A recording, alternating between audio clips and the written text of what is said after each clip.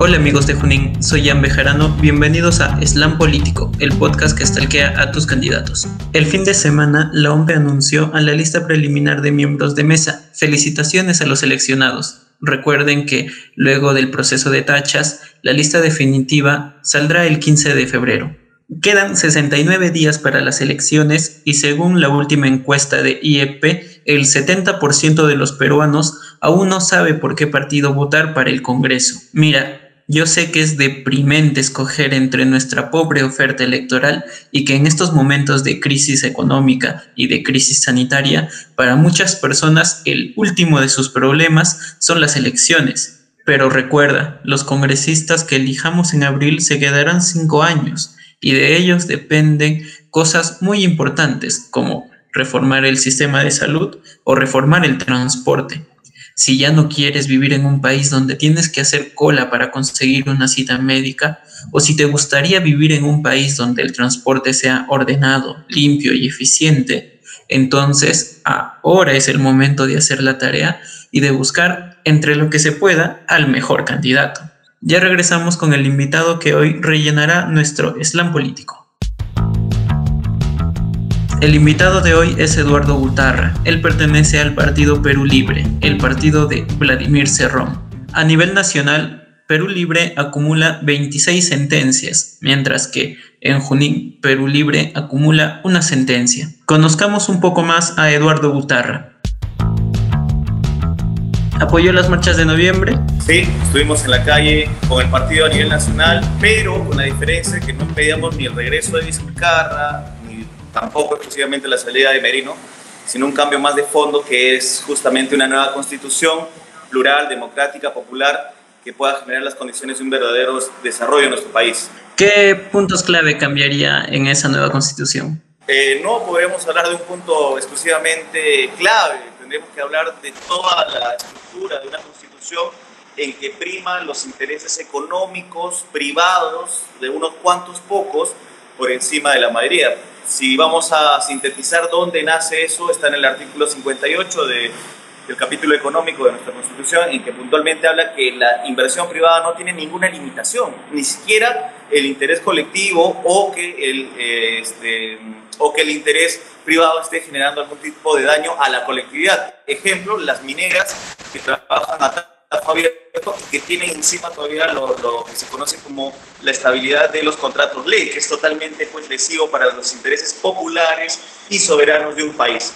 Si el partido Perú Libre llegaría al gobierno, ¿impulsarían empresas públicas? Definitivamente sí, impulsaríamos primero empresas públicas, segundo empresas nacionales pero privadas, ligadas a las pymes, pequeñas y medianas empresas, que son las que generan mayor empleo, pero eso no podrá darse si es que no acabamos primero con la Constitución del 93 y generamos una nueva Constitución en que sí se le permita al Estado participar activamente en la economía y en la creación de empresas. Entonces, para nosotros es necesario legalmente cambiar la Constitución para que el Estado tenga iniciativa empresarial.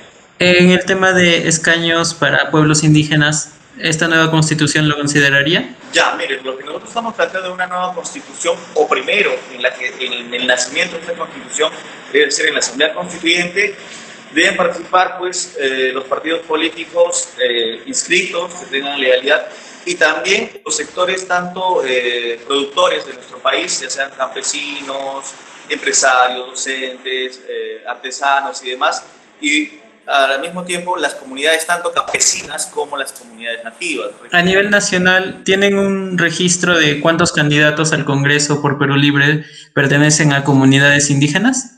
La verdad no, a pesar de ser yo dirigente nacional del partido, no tengo la data, tal vez esa información la podría tener nuestra personera nacional, pero más allá de eso, nosotros no solamente estamos hablando de promesas, recordemos que como gobierno regional siempre hemos priorizado una subdescentralización en la región Junín. Si le ofrecieran vacunarse, ¿se vacunaría? Siempre y cuando hayan pasado las 3 etapas científicas, sí, definitivamente. Nosotros, el progreso que tenemos está basado en la técnica, en la ciencia, en la investigación. ¿La cuarentena de ahora es necesaria? Bajo los términos que se está empleando, no. Lastimosamente ha habido una secuencia de malas decisiones desde el inicio.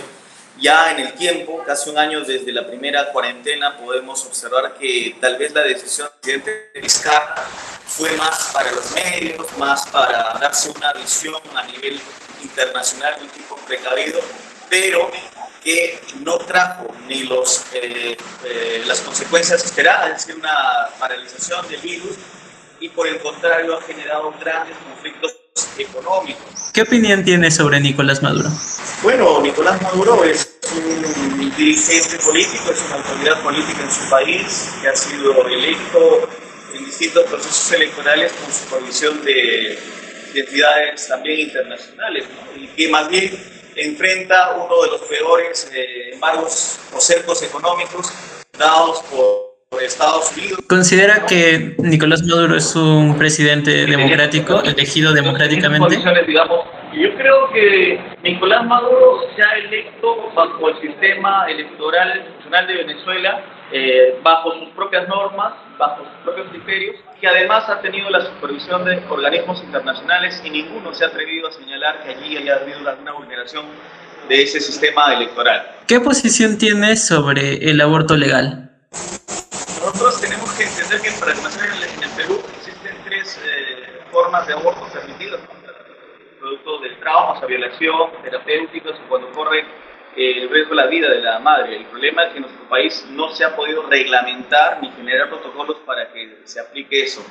Y antes que hablar del aborto, que sería tal vez algo más pequeño, porque lo más amplio sería el contexto en el que se da el desarrollo de los niños, yo creo que el Estado primero nazca los derechos más elementales o los derechos fundamentales de toda persona, como vivienda, como educación, como salud, como vestimenta. Mientras el Estado no sea capaz de cumplir eso, yo creo que debería permitir otros mecanismos en que las personas que, bueno, sienten que no tienen las condiciones económicas para hacerlo, para tener un hijo, pues simplemente puedan elegir por otros caminos, ¿no?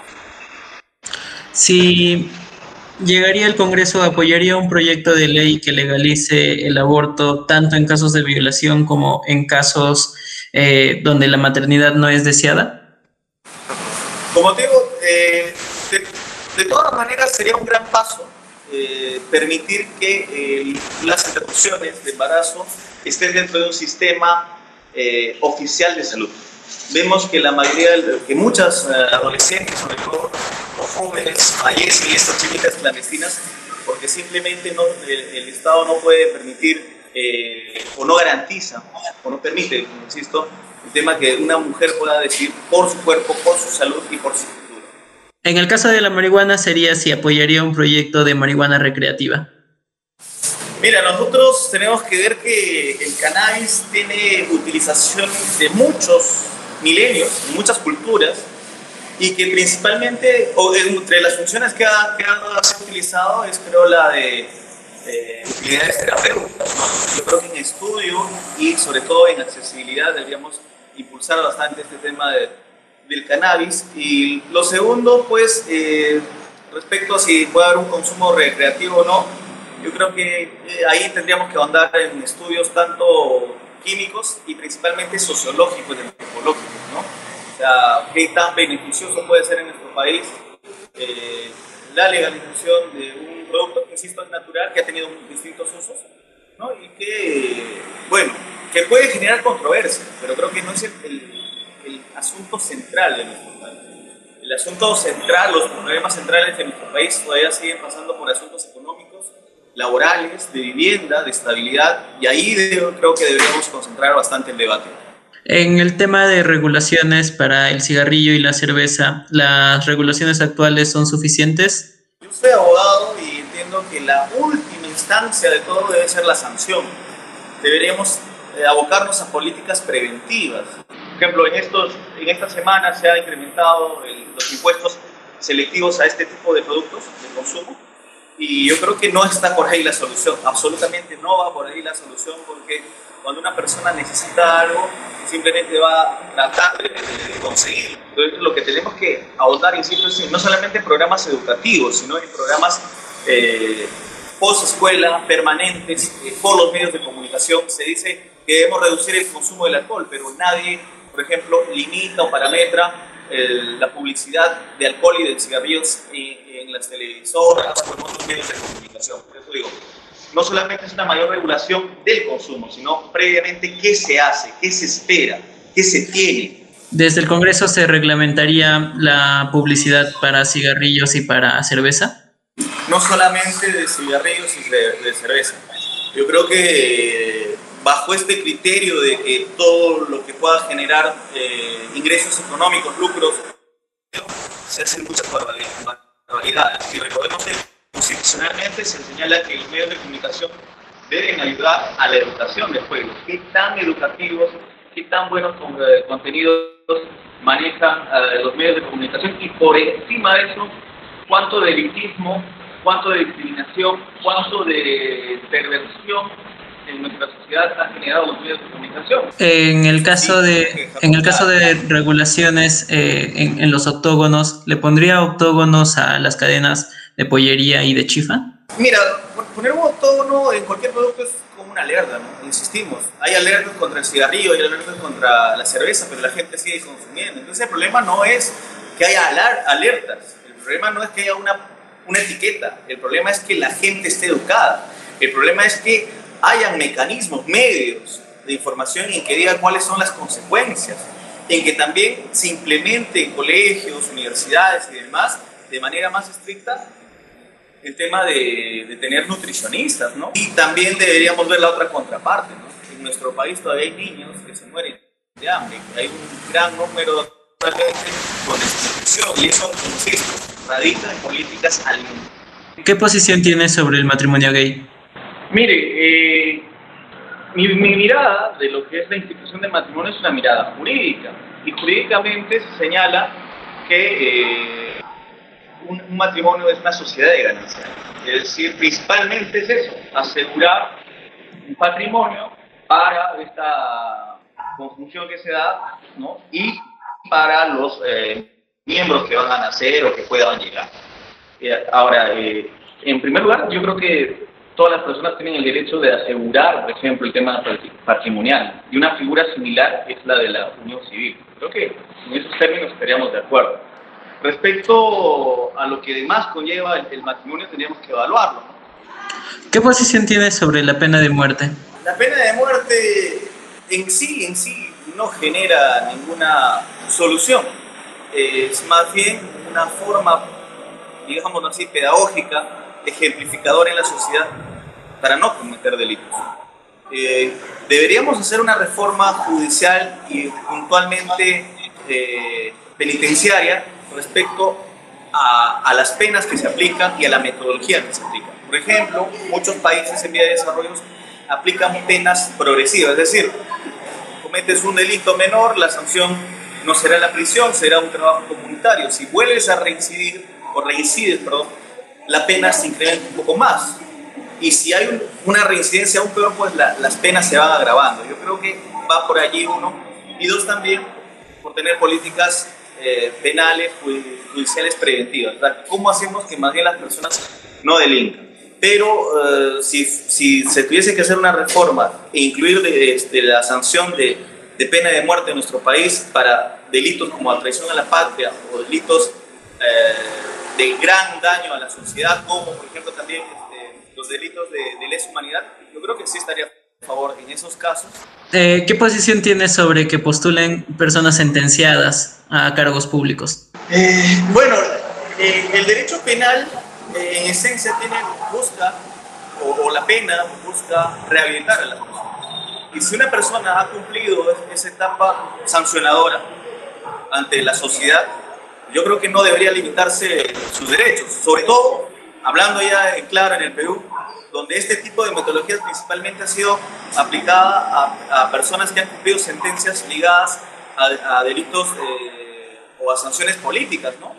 Si de ser este el caso, por ejemplo, no hubiésemos tenido como presidentes en otros países como a Dilma Rousseff en Brasil, que había sido una guerrillera, o al mismo Nelson Mandela, que por mucho tiempo estuvo en prisión, ¿no? Y que después llegó a ser el primer presidente negro, de color, ¿no? En su propia tierra. ¿Cómo se identifica étnicamente?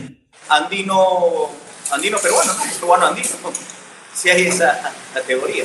¿Nos podría resumir en una oración por qué desea ser congresista? Creo que solamente hay dos cosas que puedan hacer las personas: cambiar las cosas a favor o mantener las injusticias. Y nosotros vamos por un cambio a mejor y a favor de las mayorías de nuestro país que siempre han sido excluidas. Muchas gracias por el tiempo, candidato. Gracias a ustedes. Hasta una próxima oportunidad. Esto fue todo por hoy. Gracias a todas las personas que comparten y difunden la información. Juntos lograremos un voto responsable. Ahora es el turno de ustedes. ¿Qué pregunta te gustaría incluir en el slam? ¿Votarías por un candidato que apoya el aborto? Déjenme sus respuestas en los comentarios. Nos vemos mañana con un próximo invitado. ¡Hasta pronto!